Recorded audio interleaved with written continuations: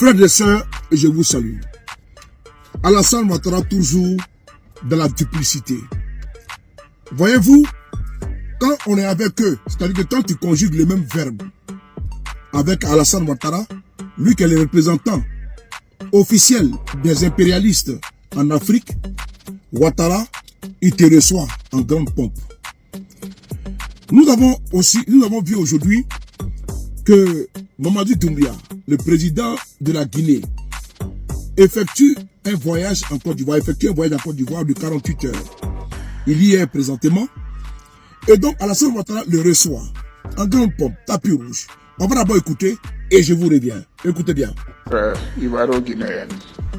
Monsieur le Président, je voudrais aborder bien sûr la situation de la sous-région.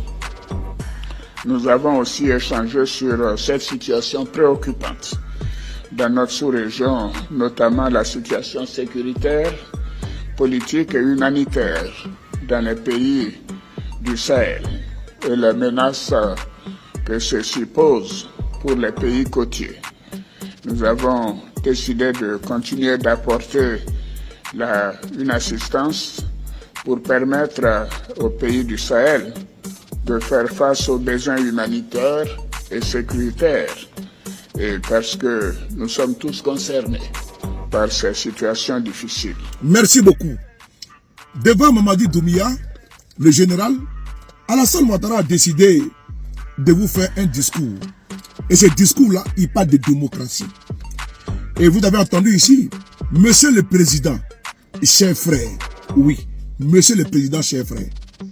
Mais c'est de l'autorité publique que Mamadi Doumbouya n'a pas été élu et qu'il est venu au pouvoir par un coup d'État. Mais aujourd'hui, Alassane Ouattara voue une haine viscérale contre le président du Burkina, contre le président du Mali et le président du Niger. Alassane Ouattara lui-même avait décidé, avait entrepris de faire partie d'un bataillon, il dit bien un bataillon au Niger pour aller réinstaller la démocratie, pour aller réinstaller Bazoum. Mais Ouattara là, c'est l'ami de Alpha Condé. Pourquoi Ouattara n'a pas décidé d'envoyer un bataillon pour aller réinstaller Alpha Condé en Guinée? Posez-vous la bonne question. Pourquoi Alassane n'a pas envoyé un bataillon pour aller réinstaller Alpha Condé en Guinée? Et c'est au Niger qu'il a voulu installer Bazoum. En réalité, Alassane Ouattara roule pour les impérialistes et suppôts. C'est important. Ouattara n'a jamais été dans la posture panafricaine africaine. Il a toujours été là à servir les autres. Quand il nous dit, il parle qu'il suit de près la situation politique en Guinée. Mais en Côte d'Ivoire, nous avons un problème criard. En Côte d'Ivoire, Ouattara qui parle de la démocratie et le retour à l'ordre constitutionnel en Guinée, mais c'est même Ouattara a aujourd'hui exclu 4 opposants, 4 quadors de la scène politique. Gbagbo Laurent, Guillaume Soro, Tidiane Thiam et Charles Blé Goudé. Ouattara le fait dans son pays. La démocratie est en danger en Côte d'Ivoire.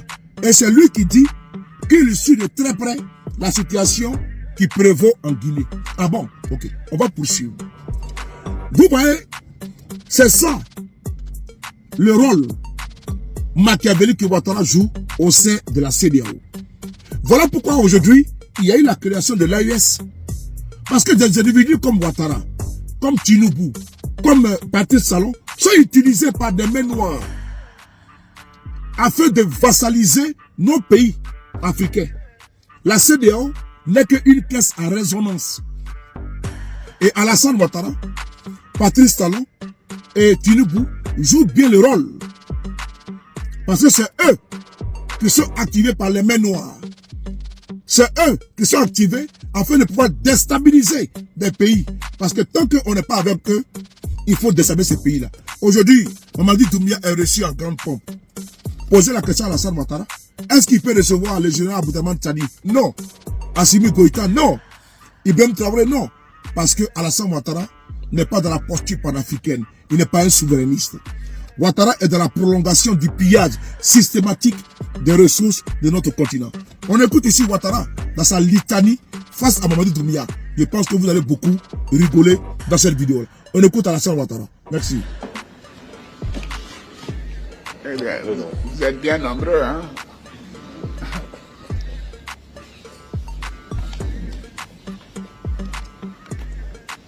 Monsieur le Président, chers frères, je suis heureux de vous accueillir en Côte d'Ivoire, à Abidjan, à l'occasion de la visite de travail et d'amitié que vous effectuez dans notre pays.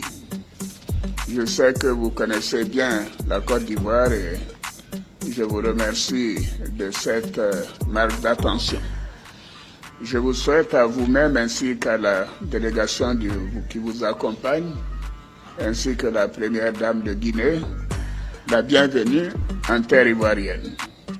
Je voudrais vous réitérer mes remerciements pour la participation du Premier ministre guinéen à l'Africa CEO Forum, organisé les 12 et 13 juin dernier à Abidjan, ainsi que pour l'importante délégation guinéenne mobilisée à l'occasion du FEMUA 2025 avec nos jeunes de Magic System. La Côte d'Ivoire et la Guinée sont des pays frères et amis, et je me réjouis des relations séculaires de coopération et d'amitié qui existent entre nos deux pays depuis de nombreuses années. Dans le cadre de ces excellentes relations, notre pays accueille une importante communauté guinéenne, comme vous l'avez constaté ce matin, qui vit en parfaite harmonie avec leurs sœurs et frères ivoiriens. Et il en est de même pour de nombreux Ivoiriens qui résident en Guinée. Votre visite nous offre l'opportunité d'aborder des sujets d'intérêt commun en vue de raffermir davantage ces excellentes relations. Monsieur le Président, chers frères, nous venons d'avoir un entretien approfondi qui nous a permis d'aborder des sujets d'intérêt commun, notamment les relations économiques bilatérales et la situation sécuritaire dans notre pays et dans la sous-région. Nous avons aussi échangé sur la situation politique dans nos deux pays. Depuis plusieurs mois, la Guinée traverse une étape cruciale de son histoire. La Côte d'Ivoire suit évidemment avec un grand intérêt cette évolution, ainsi que pour les efforts déployés pour retrouver la normalité constitutionnelle. J'ai été avec le président du Ghana, l'un des chefs d'État, à vous rendre visite après le changement en Guinée. Notre vœu est de voir la Guinée retrouver son lustre d'antan et poursuivre sa marche vers le progrès économique et social pour le bonheur du peuple guinéen. Je voudrais à cet égard vous féliciter pour les importants progrès réalisés dans le cadre du développement à travers votre programme Simandou 2040. S'agissant de la coopération bilatérale, nous avons observé une augmentation dans les échanges commerciaux globaux entre nos deux pays, qui ont connu une progression de 78% l'année dernière. Toutefois, ce niveau semble impressionnant, ce niveau d'échange d'environ 100 milliards ne reflète pas le potentiel économique de nos deux économies. Nous devons faire plus et mieux. Nous avons décidé de renforcer davantage notre coopération économique, notamment dans les domaines des mines et de l'énergie, du transport, bitumage de la route Lola, fourniture de la frontière de la Côte d'Ivoire, construction du chemin de fer San Pedro-Monimba et ensuite Conakry. Nous avons aussi convenu d'organiser dans les plus brefs délais la 3e session de la grande commission mixte de coopération ivoiro-guinéenne et d'accélérer les travaux de délimitation et de matérialisation de la frontière ivoiro-guinéenne. Monsieur le Président, je voudrais aborder bien sûr la situation de la sous-région. Nous avons aussi échangé sur cette situation préoccupante dans notre sous-région, notamment la situation sécuritaire, politique et humanitaire dans les pays du Sahel et les menaces que ceci pose pour les pays côtiers. Nous avons décidé de continuer d'apporter une assistance pour permettre aux pays du Sahel de faire face aux besoins humanitaires et sécuritaires, et parce que nous sommes tous concernés par ces situations difficiles. Enfin, s'agissant de l'Union du fleuve River-Mano, à laquelle nos deux pays sont membres, nous avons souligné l'importance de reprendre les réunions ministérielles en vue de préparer un sommet dans les prochains mois sur les questions d'intégration économique et de veille sécuritaire et environnementale. Je pense que si les pays concernés arrivaient à développer le commerce et les échanges entre eux, cela serait un premier noyau d'intégration utile. Monsieur le Président, pour terminer, je voudrais vous réitérer mes remerciements pour la qualité de nos échanges.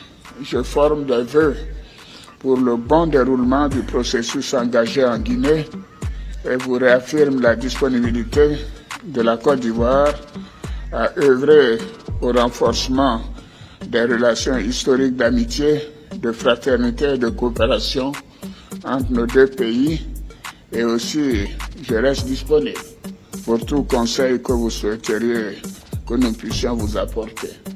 Je souhaite bien évidemment l'apaisement en Guinée pour permettre des élections apaisées comme nous avons l'intention de le faire en Côte d'Ivoire.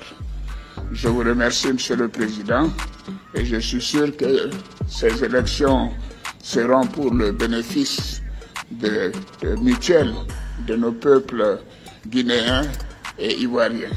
Bon séjour en Côte d'Ivoire, Monsieur le Président. Merci beaucoup.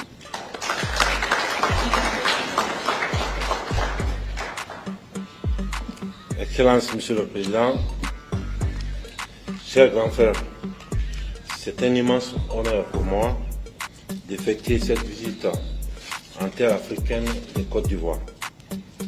Symbole de force, de résilience et de beauté. Une terre qui, sous votre leadership, Monsieur le Président, s'est affirmée comme un modèle de progrès, de stabilité et de vision pour notre continent. Je souhaite vous remercier sincèrement pour l'invitation que vous m'avez adressée et l'accueil chaleureux qui a été réservé à ma délégation ainsi qu'à moi-même.